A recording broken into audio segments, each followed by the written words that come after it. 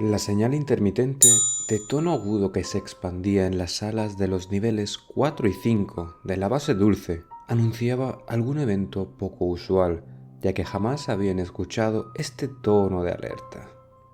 Todos se dirigieron a la sala de monitoreo, donde se podía observar la aparición y desaparición de los portales, pero esta vez había uno que se mantenía abierto, el láser aún activo, junto a todas las supercomputadoras activas, emitiendo todo tipo y clase de sonido. En la pared lateral se observaron siluetas de 6 operadores restantes, 4 de ellos con los signos vitales activos y lecturas normales. Además, debajo estaba la tabla encontrando los indicadores de latitud y longitud para poder localizarlos con mucha exactitud. Al ver esto, Tom interceptó a la doctora Lemons y le solicitó información detallada. ¿Qué está pasando, doctora? Hemos encontrado a los operadores, o sus muchachos, como lo llama usted. El rastreo múltiple parece haber funcionado. Bueno, eso está muy bien. ¿Y cuándo estarán aquí? No es tan sencillo, coronel, ya que estamos intentando ubicarlos lo más exactamente posible que podamos. ¿Se imagina usted que calculemos mal, los enviemos por un portal que va en lo más profundo del mar Adriático? No querría usted eso, ¿verdad? Porque no durarían ni siquiera 5 segundos con la cantidad de agua y presión que no solamente les aplastaría a ellos, sino que entraría a través del portal. Perderíamos todos los instrumentos y los muchachos para siempre. Puedo entender perfectamente su preocupación. Yo haría lo mismo por mi equipo, pero por favor, déjeme trabajar a lo mío. De lo contrario, podría cometer errores, y este tipo de trabajo requiere mucha concentración. Ya que si usted cree que está capacitado para llevar esto, le cedo el mando encantada, y yo me iré a las Bahamas a hacer lo que quiera. ¿Me he explicado con claridad, coronel Tom?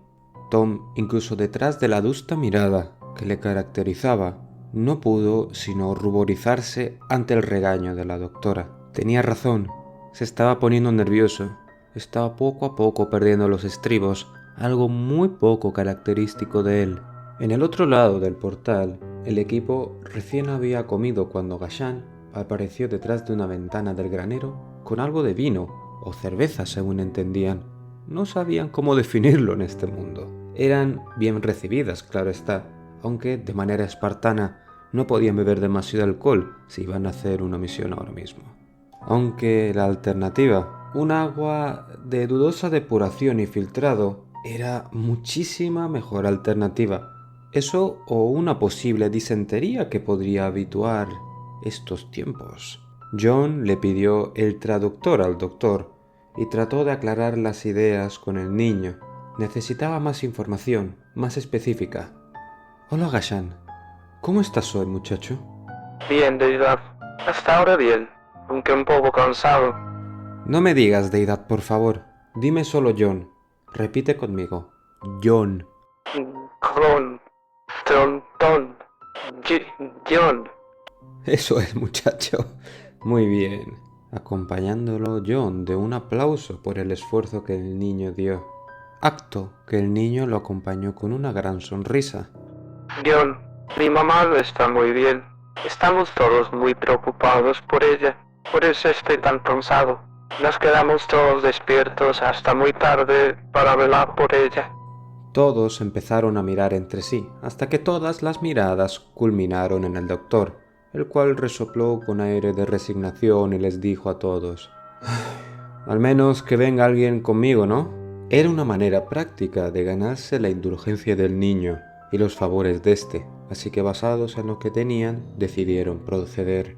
El SAS de mayor rango tomó la iniciativa y se ofreció para ir con el niño, así que colocó su ropa, que obviamente había robado, se hizo un turbante para ocultar su rostro y su cabello.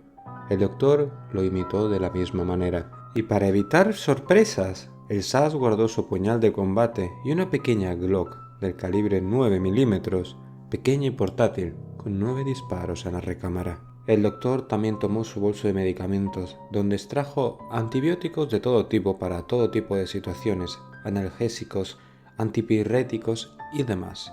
Con eso tendría suficiente para curar a la paciente, o eso es lo que esperaba. El trío salió rumbo a la casa del chico, observando por última vez a John y al resto del equipo.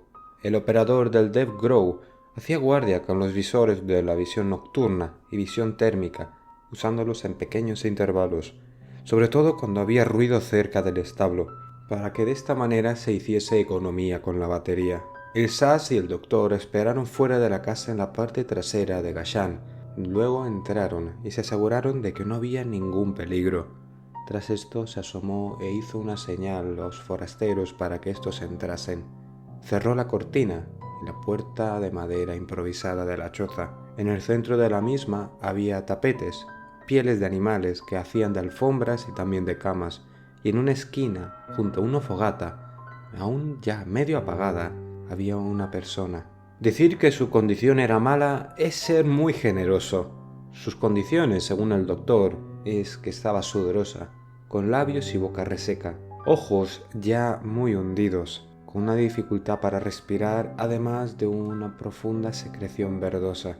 Sin perder el tiempo, el doctor sacó un fonendo y al entrar a examinar a la mujer, el marido, que estaba en una de las partes más ocultas de la choza, saltó de un rincón, impidiendo este acto. Gashan intervino y le explicó al padre que estaban allí para ayudarla, que no le iban a hacer daño.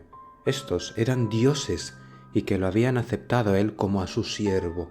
Él les pidió que ayudasen a su madre, y después de eso el hombre, que era su padre, volvió a la esquina poco iluminado y se volvió a sentar en un silencio de resignación, único acto que por desgracia el hombre podía hacer para ayudar a la mujer.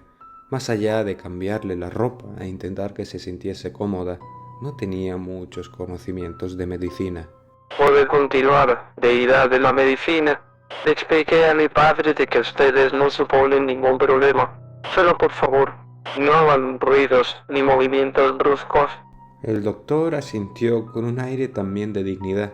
Le hacía gracia que le llamasen también Dios, pero prosiguió a hacer su trabajo y tras terminar el diagnóstico dijo que tenía una neumonía muy severa, síndrome febril, deshidratación severa y con ello también un desequilibrio electrolítico. El doctor le pidió a Gashan que le trajese agua en cantidad suficiente, lo más limpia que pudiese. El niño tardó 15 minutos en regresar con 2 botas enormes hechas de cuero de cabra, con una cantidad aproximadamente de 20 litros cada una. El niño, tembloroso por la gran cantidad de peso que traía, se notaba también su determinación en sus ojos de querer ayudar a su madre. El doctor destapó ambos recipientes y los introdujo 2 pastillas potabilizadoras de agua propias de los kits de supervivencia de los militares. Además de eso, disolvió 5 sobres de sales de rehidratación oral con sabor a mandarina en cada uno de los recipientes. Una vez mezclada la solución, le explicó a Gashan que debía ser vertida el agua en un vaso, lo más limpio posible, a través de la malla con una microfibra. Él no entendía qué era la microfibra, simplemente le dijo que era una tela tan pequeña que dejaría caer solamente gotitas pequeñas. Eso haría que se filtrase toda la impureza restante y el agua fuese realmente limpia. Además, le dio al niño 5 tabletas de antibióticos, para darle una cada día. Él no sabía qué era esa tableta, sin embargo, siguió las instrucciones del doctor. También le dio antipiréticos, 10 tabletas, una cada 12 horas, que serían 5 días. Más allá de eso, no sabía cómo explicarle al niño cómo contar las horas. Al fin y al cabo, no creía que fuese tan instruido. Así que le dibujó un pequeño reloj de sol en el suelo al lado de su choza. De esta manera sabría que cuando estaba en X posición el sol, viendo lo que ahora es un reloj de sol, un redondel que tenía un palo en medio con unos números, el cual el doctor les enseñó, tanto a él como a su padre, el niño sabía cuándo dar la medicina. El doctor fue regañado por el sas, ya que le había enseñado algo que no sabía si era propio de su tiempo o propio de una alcurnia que no era la suya.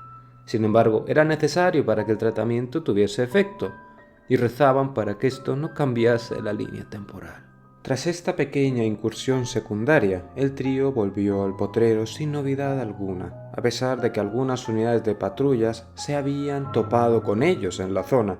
Ellos simplemente esperaron y vieron cómo estos se partían. Una vez dentro, ya más relajados, procedieron a descansar, no sin antes informar a John de los detalles de la paciente. Gashant partió por la ventana trasera del establo y antes de irse se despidió de John y de sus dos acompañantes de la misión de una forma realmente familiar y cariñosa. En el otro lado de la ciudad, la celda antes concurrida ahora solo tenía 2 residentes. Ya era mucho más espaciosa. Paul y el doctor eran los únicos que quedaban. El doctor miró atentamente a Paul y le preguntó: ¿Dónde aprendiste a luchar así, Paul? El atento veterano, que seguía el movimiento de los guardias, mirando atentamente el patrón de sus patrullas, sin siquiera mirar al doctor, le dijo: Eso es un poco complejo, pero puedo resumirlo en que es parte de mi entrenamiento militar y también de mi interés personal, buscando los mejores de cada rama en las artes marciales de mi oficio. Ese es mi objetivo, ser un maestro en muchas artes. Y lo has demostrado de sobremanera, amigo mío.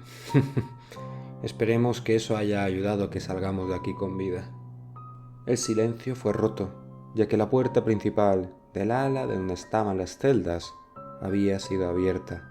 4 guardias armados abrieron la puerta e hicieron señal a tanto a Paul como al doctor de que saliesen. Obviamente lo hacían a punta de lanza, clara indicación de que no se lo estaban pidiendo. Cuando estuvieron a punto de salir los 2 hombres de la celda, el soldado apuntó al doctor con la palma abierta, señal de que él no estaba invitado. Paul, en ese momento, miró con una sonrisa satírica al doctor y le dijo: «Parece que la fiesta en esta ocasión es solo para mí, doctor. Usted tiene suerte». «Así es, parece que en esta ocasión solo tú serás el invitado en la fiesta». «Eso es, pero usted no se mueva de aquí y trate de que no le maten», dijo Paul intentando hacer una broma en esta situación tan tensa. El doctor simplemente se rió. Claro, se iba a mover mucho en esa celda. Al salir de la misma, la puerta fue cerrada y el doctor lo miró con un aire de preocupación mientras ponía las manos en los barrotes. Luego subió las escaleras y la luz volvió a apagarse. Para el doctor, sin embargo, para Paul, la luz volvió a iluminar su rostro. Esta vez tenía que cruzar hacia la arena, pero justo cuando lo iba a hacer, giró derecho hacia una construcción de piedra blanca que estaba tallada en enormes bloques. Era algo parecido a un templo o un castillo. 2 puertas de madera e hierro, de al menos 4 o 5 metros de altura, se abrieron frente al grupo de guardias y al ahora prisionero, dando ingreso a una zona que era totalmente diferente del resto que habían visto hasta la fecha. Árboles, ríos artificiales, helechos y plantas frutales, todo bien nutrido y bien atendido. En esa estancia, el forastero fue aceptado. Los guardias regresaron y se mantuvieron en la zona externa del palacio, con sus lanzas y sus kopech, listos para actuar, realmente atentos a todos los movimientos del forastero. 2 mujeres de etnia negra se acercaron a cada lado de Paul, portando ropas gráciles y también una esbelta figura con unos rostros realmente bellos. Lo guiaron con las manos y una pequeña sonrisa hasta una especie de tina hecha de piedra, y una vez dentro procedieron a bañarlo para eliminar toda la suciedad y la sangre de la batalla de la arena acumulada después de días sin la misma. Le quitaron toda la ropa, aun cuando éste intentó resistirse de manera poco fructífera, dejando ver en su totalidad la hercúlea figura del soldado. Luego fue secado con tela de lino gruesa y tejida para este propósito. Fue meticulosamente secado para luego aplicar un aceite aromático que ahora entendía que era parecido al olor que tenían estas mujeres, olor a hierbas silvestres. Acto seguido fue llevado hasta otra cavidad, esta llena de agua, parecía estar conectada a una cascada artificial. Lo más importante es que aquí estaba un jacuzzi egipcio, llegó a pensar Paul. Ahí estaba también la faraona, solo vestida con su tiara característica y el collar de escarabajo sagrado. La faraona recibió a Paul con una sonrisa y ésta se puso de pie, llegándole el agua solamente hasta las rodillas. La figura de esta mujer, voluptuosa, sensual y diferente a todas las de su alrededor, desde el cabello hasta las uñas de los pies, fue un shock visual para Paul. Antes, la naturaleza lo delataba, procediendo a que éste, antes de que su compañero lo dejase en evidencia, procedió a sentarse en el jacuzzi y así tapar sus noblezas para que la faraona no se riese de él. En el otro lado de la ciudad, el resto del equipo estaba ya en pie, con intenciones de recuperar a Paul y al doctor. Cogieron a una de las mulas que estaba en el establo y le ensillaron. Construyeron un portarrifles improvisado, camuflándolo con tela y pacas de paja a manera de transporte. Todos los demás portaban sus juguetes adheridos al cuerpo, disimulándolos con la ropa. John comentó a todo el equipo: «Me preocupa un poco que Gashan no haya venido. Creo que ha pasado algo. Mi instinto me lo dice». «Bueno, jefe, no puede ser tan malo, ¿no? Si lo fuese, ya lo habríamos sabido. Habrían entrado por la puerta», dijo el SAS de alto rango. 5 minutos después, entró el niño por la ventana, con una sonrisa que no le cabía en el rostro. Corrió directamente a abrazar al SAS y al doctor. A los operadores y al doctor ni siquiera les dio tiempo a activar el aparato de traducción, ya que el niño empezó a hablar muy rápido en su idioma. El SAS le hizo un gesto con las manos de manera cariñosa al niño para que se calmase, y luego el doctor activó el interruptor. Esta mañana, al abrir los ojos, me incorporé rápido y noté que la hamaca de mi madre estaba vacía. No había nadie, y eso me hizo preocuparme. Pensé lo peor, que lo hubiesen sacado de la cama sin yo darme cuenta y lo hubiesen enterrado. Salí de la casa, y ahí estaba mi madre, trayendo leña para la fogata, con algo de pan y carne seca para desayunar. Ya casi ni tosía, y no estaba sudoroso, y aún menos pálida. Quiso beber agua del estanque común y le expliqué que su agua era la de la bota de piel de oveja, que era agua especial enviada por los dioses para curarlo. Solo podía beber de esa hasta que ellos dijesen lo contrario. Por eso estoy muy feliz. Muchas gracias, Tom. Prom no, John, muchacho, John. Luego de narrar esto, el muchacho preguntó qué es lo que venía a continuación. ¿Qué harían? Él dijo que irían a buscar al resto del equipo. Necesitaban saber dónde y cómo llegar a ellos. Las cejas de Gashan se elevaron y los ojos abrieron una expresión de sorpresa, terror y también duda. Algo no estaba claro. Aún así estaban listos para comenzar la travesía, y el niño les enseñó algunas palabras para dirigirse a las mulas y así pasar desapercibidos, como pastores peregrinos. Una vez fuera de la aldea, cruzaron las pirámides, observaron luego un área de palacios donde deberían estar sus compañeros. A una distancia prudente, el SAS de bajo rango se ubicó en una zona elevada de piedras, amontonadas posiblemente como materia prima para algún monumento. Cubrió su torso y su cabeza con una tela que había estado curtiendo de diferentes tonos de gris, blanco y del color de la arena, a semejanza de un traje de Guillier, pero de manera desértica, así mimetizándose con el entorno. Se ubicó en una grieta a cierta altura, lo que le daba una visión panorámica de toda la zona. Un pensamiento muy bueno de un buen francotirador. Desplegó su bípode, revisó la mira telescópica y su graduación obviamente estaba graduada para un tiro fijo entre 750 y 1100 metros. Hizo lo que buen veterano haría: cálculos de balística, viento y coeficiente balístico nato, temperatura ambiente y rotación terrestre, todo lo necesario para que fuese un tiro limpio en caso, desgraciadamente, de necesitarlo. Dejó los cargadores al sol de manera que se calentasen y el proyectil saliese sin vibrar por la diferencia de temperatura entre el metal y el aire. En posición. Tras la confirmación del francotirador, el SAS líder confirmó la ubicación y preguntó las novedades. 5, Charlie. 5 Charlies a las 12 en punto. 1 es comandante y 4 soldados. 5 contra 3, no es mayor problema, dijo John. Serán 4 para 3, corrigió el SAS, a lo que se escuchó una sonrisa en la radio. John y el superior de la SAS empezó a marchar hacia la puerta donde estaban los guardias, a paso lento y despreocupado. John hablaba con el francotirador y le ordenó que cuando él subiese el índice estirado, apuntase al mayor rango que tenía frente a él, y al bajarla le disparase sin dudar. Solo se escuchó al otro lado de la radio: Copiado, jefe.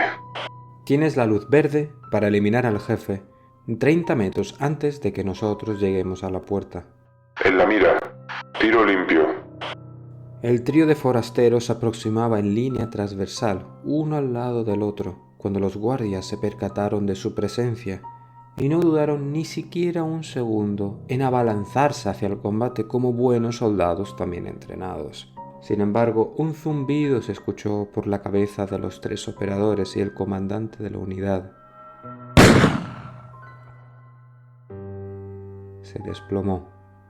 Se desplomó en la arena sin ni siquiera tener la mitad de su cráneo. Los demás guardias no podían sino sorprenderse. No sabían qué hacer.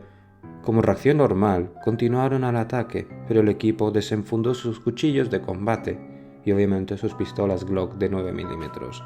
Todo fue muy rápido, disparos cortos y apuñalamientos que degollaron a sus adversarios. El combate no duró más de 2 minutos, tras lo cual solo había 5 cuerpos en el piso.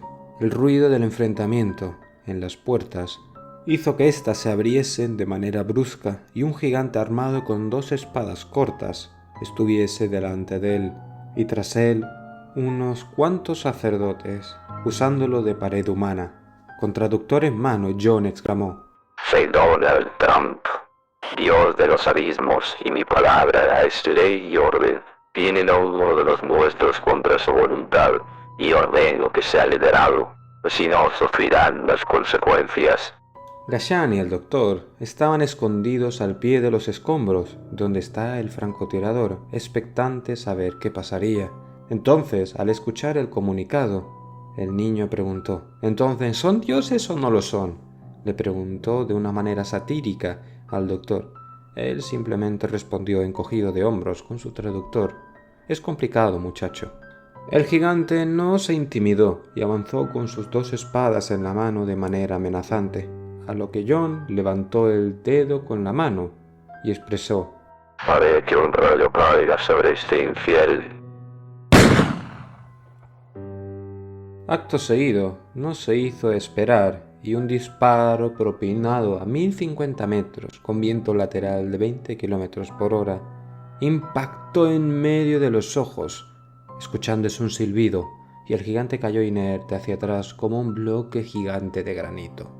Ante ese espectáculo dantesco, los sacerdotes, a falta de explicaciones, supusieron que eran dioses, para luego todos ponerse de rodillas, alabando a los forasteros.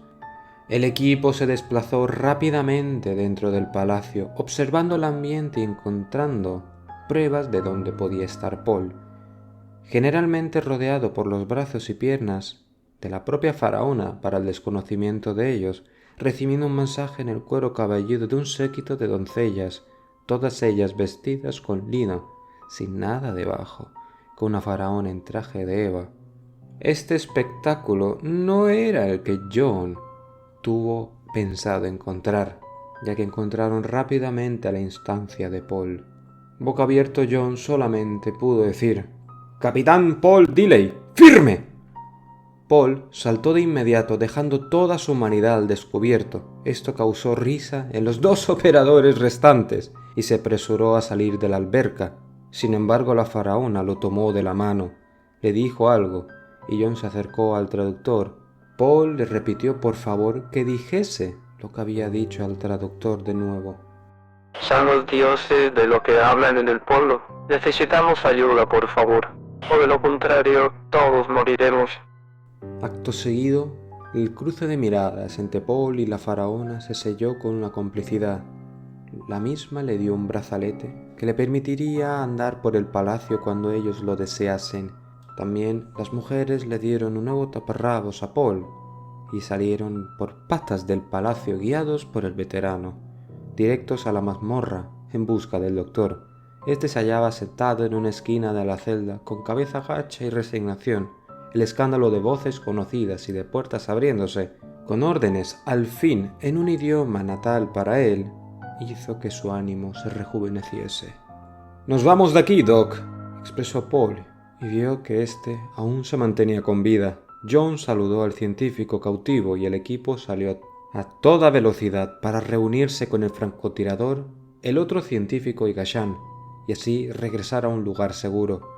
Una vez reunidos y con sus improvisados disfraces de pastores y el armamento en las mulas, observaron una aglomeración de tropas en el recinto carcelario y en el palacio que acababa detrás del mismo, aunque sin signos de organización ni ataque, por lo que siguieron una calma en su ruta hacia el establo. En el camino, el Dev Grow y la SAS discutían el próximo paso a seguir. John les comentó que habían sido expuestos y se habían presentado como dioses, reconocidos también por la máxima autoridad de la ciudad. Ahora no tenía sentido mantenerse siquiera escondidos, por lo cual proponía recuperar el resto del equipo y usarlo como normalmente lo harían. Total, no había diferencia entre un comando táctico en toda su indumentaria y un astronauta o un dios egipcio, pensó, así que podían usar esa ventaja. Ante la broma, el resto del equipo asintió. En la noche harían otra incursión al escondite y se pertrecharían con todo.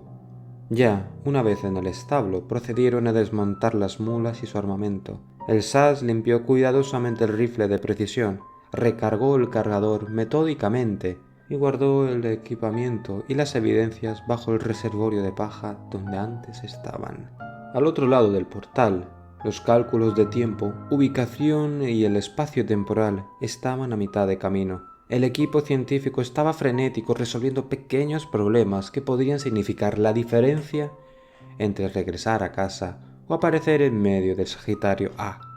Tom estaba atento a los eventos en la sala de control, tratando de morderse la lengua para evitar poner a Lemons de mal humor de nuevo. El ayudante de Lemons se acercó a Tom comentándole varias cosas. «Coronel, en unos momentos comenzaremos a enviar instrucciones vía láser al receptor de radio del rover. Estará repitiendo el mensaje hasta que sea desactivado manualmente. Esto nos asegurará, por lo menos, en teoría, que reciban la información. Planificaremos el salto de 48 a 72 horas, dependiendo del progreso de los cálculos. Lemons me pidió que le informara a usted para que estuviese al tanto de toda la información». Tom simplemente asintió y dijo gracias. No me lo agradezca, solo cumplo órdenes, señor. Él, de manera seria, miró al joven y dijo, yo también, muchacho, yo también. Bajo comunicación cifrada, Tom se comunicó con el Comando Único de Operación Especial de los Estados Unidos para asegurarse de que el equipo de saltadores estaba listo para el trabajo en caso de necesidad. La respuesta fue afirmativa, aunque quien respondió no era del agrado de Tom. Debía admitir que era efectivo en su trabajo, sin embargo. No compartía los métodos de Charles Rotter, mayor de fuerzas especiales, especialmente en las Delta Force. Eran vistos como desadaptados y poco elegantes dentro de las fuerzas especiales, aunque ciertamente el porcentaje de éxito en sus misiones era mayor que el de la mayoría de las fuerzas especiales. Particularmente Charles o Charlie, como le decían, eran de los que más preferían la técnica de tierra arrasada y sin prisioneros que la de las negociaciones. Una vez que Tom supo este detalle, dejó la conversación en stand-by a la espera de la confirmación de salto o no. Esto le traía un gran dolor en el estómago porque sabía que el uso de estos hombres sería de gran repercusión para todo el acontecimiento por venir. Los pulsos con información comprimida y codificada comenzaron a ser enviada desde la consola del agujero de gusano, en pulsos de manera cíclica, una y otra vez, a lo largo de 3 horas. De esta manera, saturarían el ambiente radioeléctrico y fuesen captadas por la antena del rover sí o sí. El pulso enviado contenía las coordenadas, hora de apertura y también cómo regresar a los operadores. Estos tendrían que también estar listos para el salto. Se realizó la ubicación lo más cercana posible de la ubicación de la apertura del salto previo, es decir, a la entrada de este universo. En el otro lado del portal, los operadores, ya descansados y repuestos, estaban recostados al atardecer en espera de la noche para recuperar sus equipos y volver al estilo militar que acostumbraban a usar. Gashan se retiró a su casa a descansar, además de ir a ver a su madre. ya que le tocaba darle la medicina según le había regañado ya el doctor. Paul llamó a John para hablar de un asunto urgente. «John, esta gente tiene un serio problema, que no sé cuál es, pero la faraona suplicó nuestra ayuda en tono desesperado. Creo que deberíamos saber qué pasa». John simplemente le dijo de manera calmada: «No, negativo. Nos ha costado un mundo y mucha buena suerte sacaros de ese hueco, como para volver ahí de buena voluntad». Paul simplemente dijo entendido, con un tono decepcionado. Teniendo en cuenta la súplica de la faraona y el fugaz encuentro íntimo, aunque intenso entre ambos, Paul ideó otra forma de obtener lo que deseaba. Pudo detener a Ghassan antes de que se fuese muy lejos, y le indicó que hiciese llegar a la faraona la información de que se verían en un punto fuera del poblado, a mitad de camino entre este y el sitio de almacenaje de los equipos, antes de que se despuntase el alba. Ghassan entendió y obedeció. Ya caída la noche, Paul y el resto del equipo estaban listos y en camino para rearmarse. El camino se dirigió con sigilo al punto donde guardaban los pertrechos desenterrados, cada uno con sus pertenencias ya, poniéndose a tono toda su ropa de manera cómoda, junto a sus accesorios de combate. El rover estaba zumbando y sonando repetidamente, a lo que los científicos corrieron para saber qué era ese sonido. El mensaje comenzaba a sonar en bucle, dando ubicación, fecha y hora del próximo vértex. La cara de los operadores se iluminaron en medio de la madrugada, solo con la esperanza de volver a ver a sus familias. Pero algo pasaba a Paul, que aun estando feliz, no era tanto como se esperaba en estas circunstancias. Una vez equipados y listos, emprendieron el regreso al pueblo, con la tranquilidad y calma de quien se sabe superior al resto de la población, con medios y entrenamientos que los hacían prácticamente invencibles. En la mitad de la gélida noche del desierto, ya de regreso, 4 formas humanas descansaban en el horizonte cercano. John ordenó el uso de los visores nocturnos. Estos revelaron que las siluetas eran la de una mujer y de 3 hombres. El SAS mayor ordenó formación de batalla en cuña.